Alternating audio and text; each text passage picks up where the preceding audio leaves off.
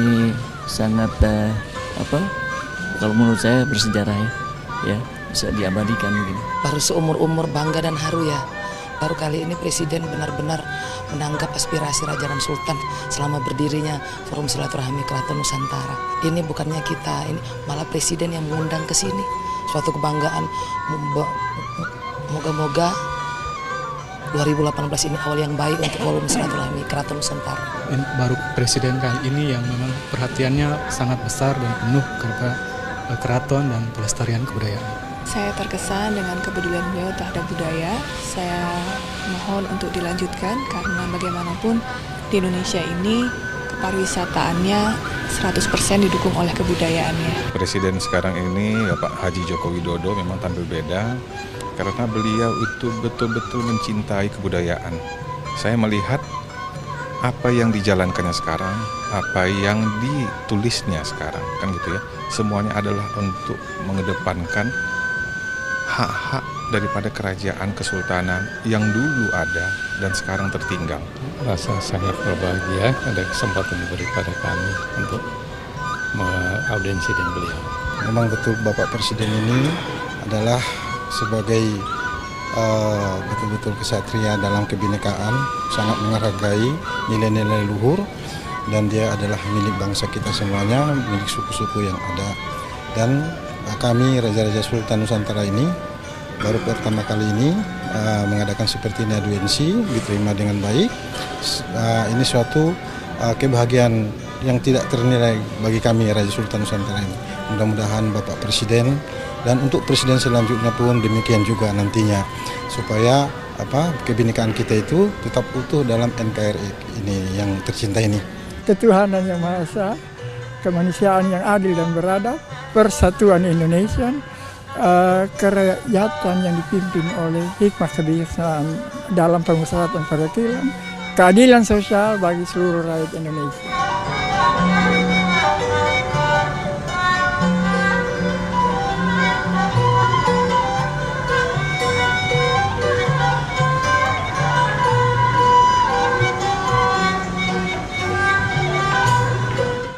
Indonesia ini sudah 73 tahun Bapak Presiden, sehingga seolah-olah sudah tergerus nilai heroisme. Seolah-olah sudah tergerus nilai kepahlawanan yang dulu terpuncak membuncah dalam rangka tegak berdirinya revolusi kemerdekaan. Tapi percayalah Bapak Presiden, kaki-kaki kuat, kokoh dan semangat spirit kekuatan kepahlawanan itu ada pada kami. Kenapa? Karena pendahulu-pendahulu kamilah yang dulu untuk tegaknya NKRI ini. Karena itu pada kesempatan ini beberapa hal yang ingin kami sampaikan secara strategis, baik jangka pendek, jangka sedang, dan jangka panjang ingin kami sampaikan.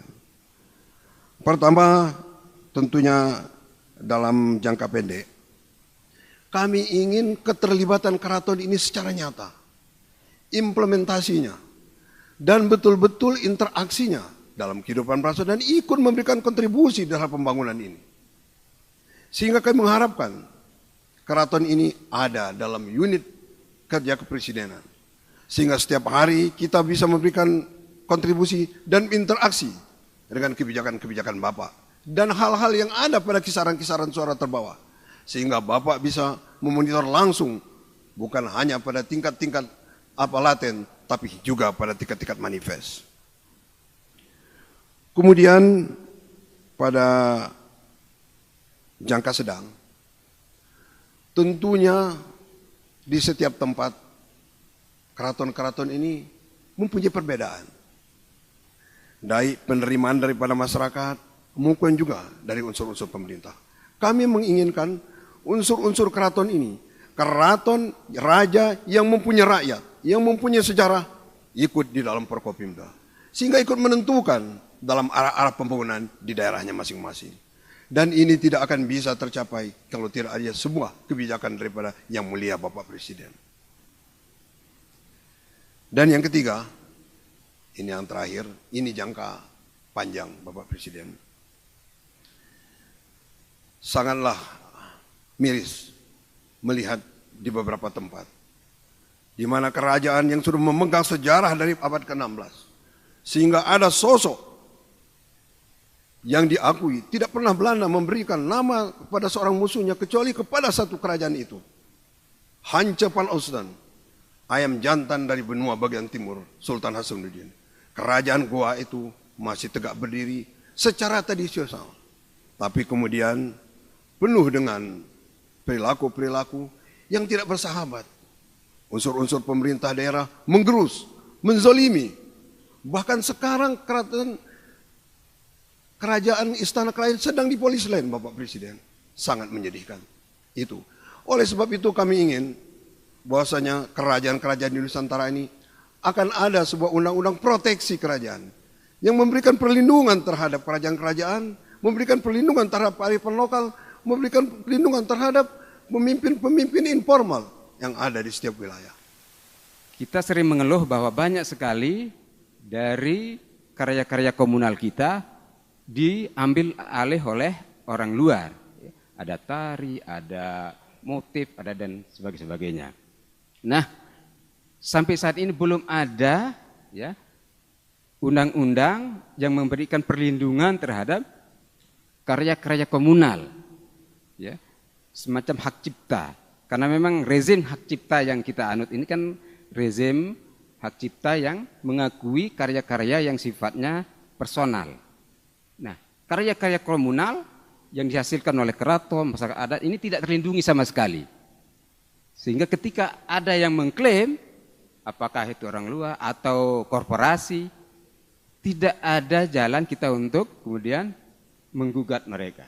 Untuk itu kami berharap ada undang-undang untuk melindungi karya-karya komunal ini, Presiden. Di tengah upaya Presiden untuk memberantas korupsi, ya, ini kita sangat apresiasi. Namun demikian rupanya susah sekali memberantas korupsi hanya berlandaskan pada hukum-hukum positif. Untuk itu perlu dipikirkan, ya, mungkin bahwa daerah-daerah masyarakat ada kerajaan punya nilai-nilai sebenarnya untuk pencegahan korupsi. Karena sebagaimana saya pinjam istilahnya Pak Menteri tadi malam, bahwa keraton-keraton dan masyarakat adat ini adalah pusat-pusat dari grand value, ya, agung, nilai-nilai yang agung. Di sana juga terdapat nilai-nilai, cara-cara, aturan-aturan untuk memberantas dan mencegah korupsi. Mungkin itu yang juga adalah bagian dari yang perlu kita coba gagas dan implementasikan ke depan. Kami berpendapat bahwa maraknya kejahatan narkoba dan kenakalan remaja bersumber dari kurangnya para remaja aktif pada kegiatan-kegiatan positif yang produktif. Untuk itu disarankan agar pemerintah pusat dan daerah menumbuhkan iklim yang baik bagi pemajuan kearifan lokal pada keraton yang betul-betul tumbuh dari bawah dengan memberikan iklim yang baik bagi pendidikan non-formal yaitu sekolah adat atau sekolah budaya keraton. Indonesia merupakan masyarakat agraris yang terdiri dari nelayan dan petani yang perlu ditingkatkan kesejahteraannya melalui reforma agraria dengan pengoptimalan tanah keraton dan lahan tidur untuk mencapai swasembada pangan dan ketahanan pangan nasional. Seperti kita ketahui telah disinggung oleh teman-teman juga terdahulu bahwa pada awal kemerdekaan kami para raja, sultan berkumpul dalam suasana seperti ini demi Indonesia. Kami menyerahkan kedaulatan kepada Negara Kesatuan Republik Indonesia. Dalam waktu cukup lama, kami tidak ada bayangan akan imbalan yang setimpal atas penyerahan kedaulatan itu. 72 tahun kemudian, tanda-tanda kebaikan mulai muncul dengan kehadiran Yang Mulia Insinyur Joko Widodo selaku Presiden Republik Indonesia dalam acara-acara yang kami adakan demi Indonesia yang lebih baik. Subhanallah, walhamdulillah, wala ilaha illallah, Allahu Akbar. Bapak Presiden Republik Indonesia, semoga Yang Mulia Presiden dalam memimpin bangsa ini dan negara ini selalu diberikan kesehatan dan rahmat Tuhan Yang Maha Esa.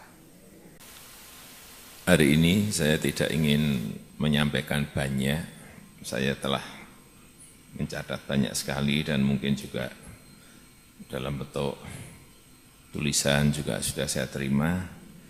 Nantinya secara khusus saya akan merumuskan kebijakan-kebijakan yang secepatnya bisa diimplementasikan, baik tadi yang berupa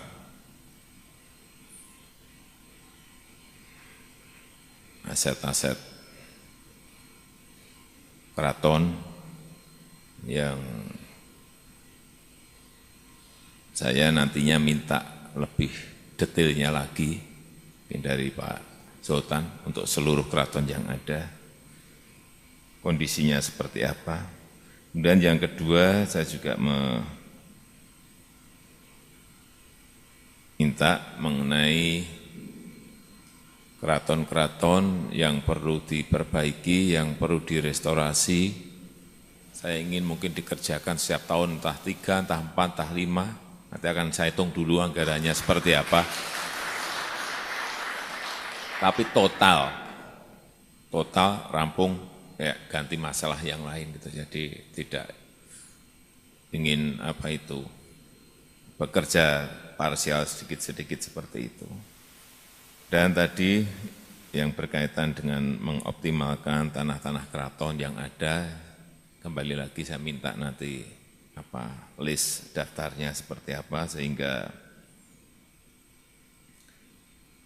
seperti tadi yang disebutkan mengenai kompensasi, mengenai aset-aset keraton yang dikuasai negara itu juga bisa kita pikirkan. Tapi saya belum menjawab, tapi akan ketemu nanti setelah saya rapat terbatas dengan seluruh kementerian yang ada.